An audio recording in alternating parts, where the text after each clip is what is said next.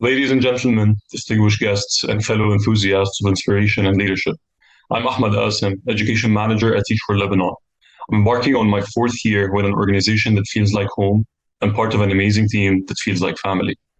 Unfortunately, due to the conflict near where I live in southern Lebanon, I'm unable to join you in person today.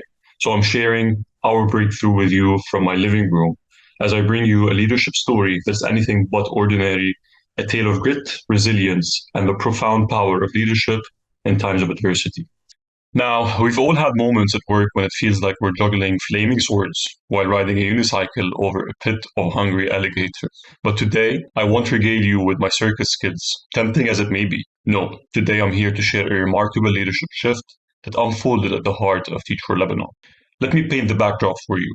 We've always recognized the leadership potential within our fellows, brimming with enthusiasm and ready to make a positive impact. However, when our country faced a series of unfortunate events, from a devastating port explosion to an unending political turmoil, a global pandemic, and a crippling financial crisis, we saw an opportunity to embody the kind of leadership we wish to see in our organization and our fellows. Amidst the chaos, we continued to listen to our fellows as we collectively navigated monumental challenges our country faced. Teachers' salaries plummeted from around $1,000 per month to a meager $70 to $150. Shortages in fuel and medicine left people waiting for hours. Power outages became the norm, and social security and medical coverage became elusive.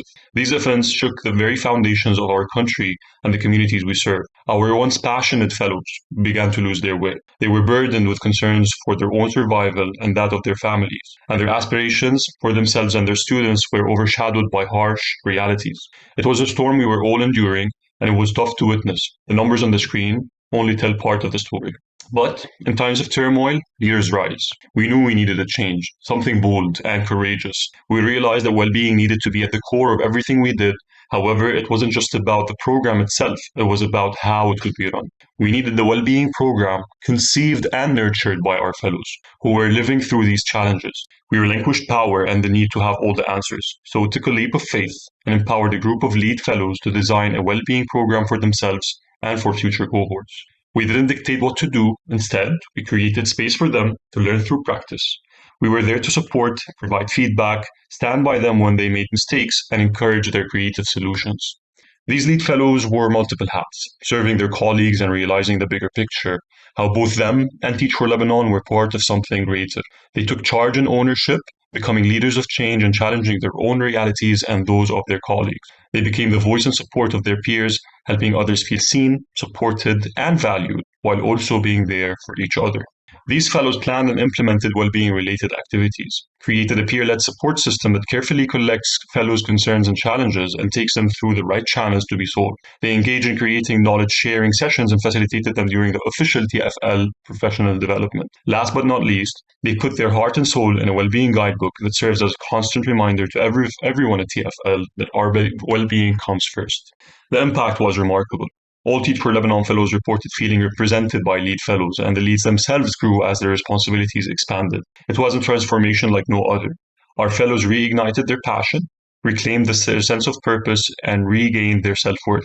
They became architects of their own well-being, and it was a sight to behold. This well-being program helped fellows rediscover their purpose, and well-being practices became an integral part of all Teach for Lebanon classrooms. With rekindled passion, fellows' careers found their trajectory once more. Many who had been struggling discovered their calling and being entrusted with something larger than themselves, and that was enough to inspire excellence. This well-being program showcased the power of relinquishing control and watching it flourish in capable hands of others. In times of adversities, we realized that our fellows didn't need protection.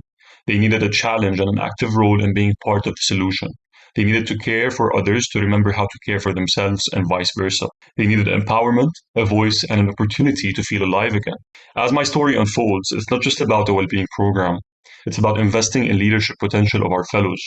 We extended this model to our climate education program, Planet B, where a group of fellows led the charge in making Teach for Lebanon, its fellows and students climate aware through innovative and practical means, including integrating climate education into the Lebanese curriculum.